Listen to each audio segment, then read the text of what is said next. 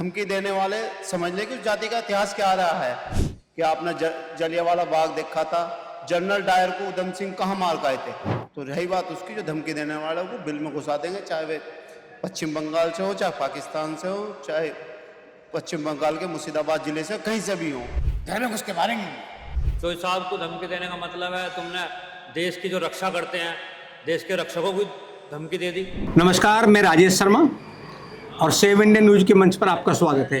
आज पूरे उत्तर भारत में बड़ा घमासान मचा हुआ और घमासान की वजह है कि राष्ट्रीय लोकदल के सुप्रीमो और केंद्रीय कौशल विकास मंत्रालय के मंत्री जयंत चौधरी जी को मुर्शिदाबाद से जान से मारने की धमकी मिली है। और जैसी धमकी मिलने की सूचना लोगों को मिली है तो यहाँ मैं इस समय मेरठ में हूँ।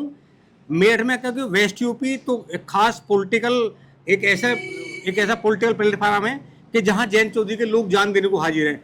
जैसी ये जानकारी मिली कि जयंत चौधरी जी को धमकी मिली है तो लोगों में बहुत ज़्यादा गुस्सा भी है और चारों ओर मीटिंगों का दौर भी है। मैं एक बार बता दूं कि ये घटना दिल्ली की है। जयंत चौधरी जी के जो पीएस हैं, जो पीए हैं विश्वेंद्र शाह, उनके मोबाइल पे एक पहले कॉल आती है। कॉल के बाद में सीधे तौर पर मुर्शिदाबाद से बताते हैं और वो धमकी देते हैं जयंत चौधरी जी को मारने की।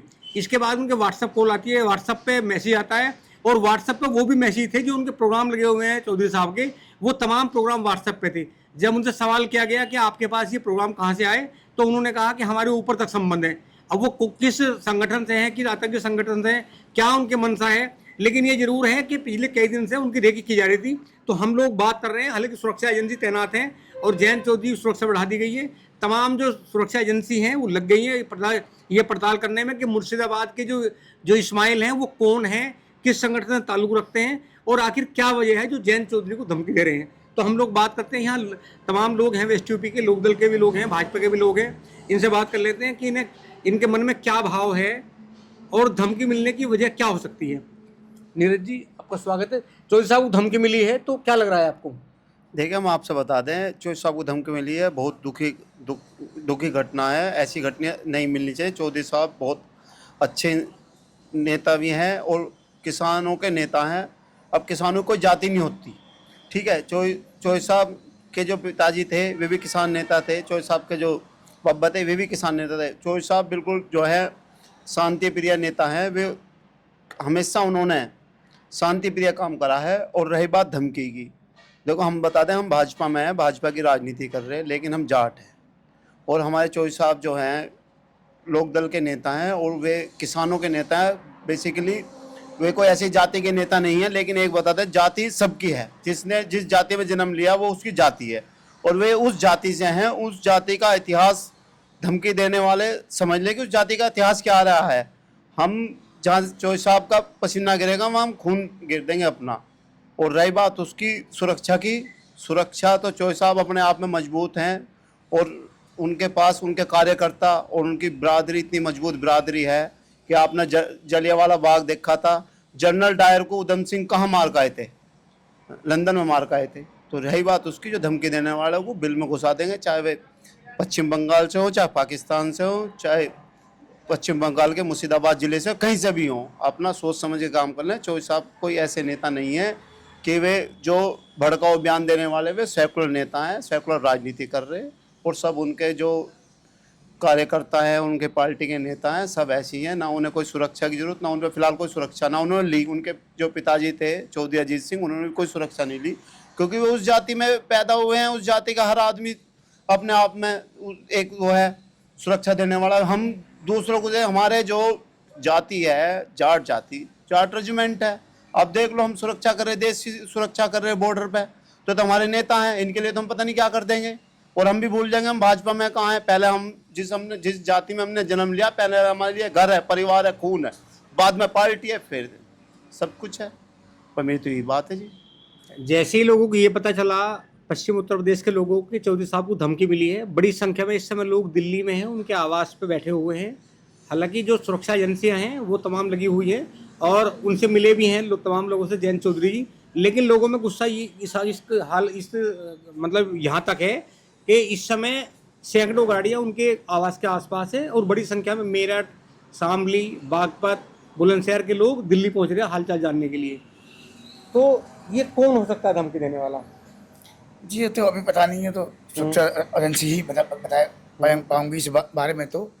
लेकिन फिर भी हमारा तो कहना ये है कि जल्द से जल्द कार्रवाई होनी चाहिए। जिस जिस संगठन ने भी ये धमकी भरा काम करा है या व्हाट्सएप कॉल करी जो भी करी है, ये बहुत ही निंदनीय कदम है। हम चाहते हैं आरएलडी कार्यकर्ता की जल्द से जल्द इस पर त्वरित कार्रवाई भारत सरकार या उत्तर प्रदेश सरकार या जो भी तमाम एजेंसियां हैं इस पर त्वरित कार्रवाई करें। उस आतंकी संगठन को ताकि कड़ा से कड़ा जवाब हम दे सके। घर में घुस के मारेंगे उन्हें, ये समझ ले। वे संगठन जो भी हैं, माहौल तो बनाया जा रहा है कि आसाम में चुनाव है, पश्चिम बंगाल में चुनाव है, तमिलनाडु में चुनाव है, तो ये सब माहौल बनाया जा रहा है एक अच्छे ईमानदार व्यक्ति की छवि को धूमिल करने का, धमकी देने का। तो हमारे तो यही मांग है, और जल्द से जल्द कार्रवाई नहीं हुई तो ये तय है कि पश्चिम उत्तर प्रदेश के लोग सड़क पर उतरने में देरी नहीं करने के बिल्कुल भी। चौधरी साहब तो कभी ऐसा किसके बारे में बोलते भी नहीं है, कभी वो धर्मवाद पर कभी ऐसी बात नहीं करते। और ये जो संगठन है, जो इस्माइल नाम बताया गया, मुर्शिदाबाद का रहने वाला है, अपना नाम बताया, उसकी कॉलर आईडी में भी आया, हालांकि तमाम एजेंसी लगी हुई है, वो ट्रेस कर रही हैं। तो क्या वजह हो सकती है? ऐसा कौन संगठन है जो उन्हें इस तरह धमकी दे देगा? नहीं, ऐसा तो कोई संगठन, पता नहीं क्या पॉलिटिक्स है, क्या वजह। लेकिन चौधरी साहब तो कभी ऐसे बातें, गलत विचार किसी धर्म के बारे में, किसी समाज के बारे में, किसी लोगों के बारे में नहीं रखते। लेकिन ये जो दिया गलत है धमकी। चौधरी साहब को धमकी देने का मतलब है तुमने देश की जो रक्षा करते हैं, देश के रक्षकों को धमकी दे दी। वे उनकी कौम तो इतनी बलिदानी कौम है, वो तो उसे ढूंढ लाएगी, जहाँ भट्ट में से भी निकाल लाएगी, भट्ट में से निकाल के मार देंगे उनसे।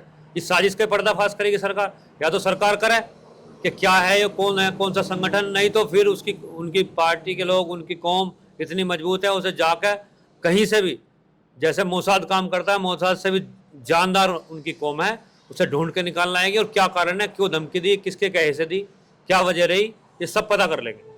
जब आपको ये पता चला कि चौधरी साहब को धमकी दी है किसी आतंकी संगठन ने, तो आपके मन में क्या, मतलब क्या बात निकल गए, मन में आपके क्या भाव थे? मन में यही भाव है, अगर चौधरी साहब को भी धमकी मिलेगी तो इस देश में फिर सुरक्षा का इंतजाम ही क्या है। हमें विश्वास है गृह मंत्री पे, हमारी सरकार पे, कि उसमें जल्दी जल्दी ढूंढेंगे। और नहीं वो हो पाया, फिर हम लोग हैं, उनका समाज है, समाज चुन कर जहाँ से भी जो भी जुड़ा होगा इस मामले में, इस कनेक्शन में, उसे ढूंढ निकाला जाएगा।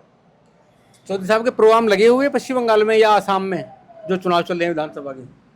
देखो, प्रोग्राम की तो अभी कोई ऐसी जानकारी हमें है नहीं कि वहाँ प्रोग्राम लग रहे हैं, क्या है स्थिति है। लेकिन यह है कि भाई प्रोग्राम तो लगेंगे, कौशल विकास मंत्री हैं, वो केंद्रीय मंत्री वो है, उन पर मंत्रालय है, तो वे तो लगे हुए हैं और जाएंगे। ऐसा नहीं है कि सुरक्षा सरकार भी जो है काम करेगी, जो गृह मंत्रालय है वहाँ पर भी जो उनके जो एजेंसियाँ हैं वे भी काम करेंगी, देखेंगे क्या स्थिति है। ऐसा नहीं है कि भाई कि चौधरी साहब को धमकी दे, चौधरी साहब एक आम आदमी है कि भाई एक धमकी दे दो।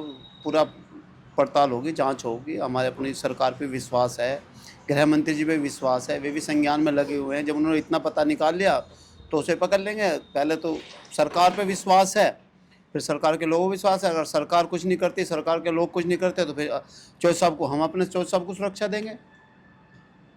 ये बताया उन्होंने कि पिछले 3 दिन से एक वाइट सफ़ेद रंग की कार होती है, वो चौधरी साहब के बंगले के पीछे के गेट पर खड़ी होती है रात में 1 घंटा, और ये पूरी रेकी की गई है। रेकी के बाद में इस तरह का घटना को उन्होंने अंजाम दिया है, मैसेज दिया है, और सीधे तौर पे कॉल करके, व्हाट्सएप कॉल से सीधे तौर पे धमकी दी है। और उसमें ये भी बताया गया कि उनके पास इतने हथियार हैं और वो किस तरह घटना को अंजाम देते हैं। हाँ, सुनने में तो ये आया कि ऐसे ऐसे कहा गया, पर लेकिन उन पर कैसे भी हथियार हो, कोई भी, हम खुद एक बहुत बड़े हथियार हैं।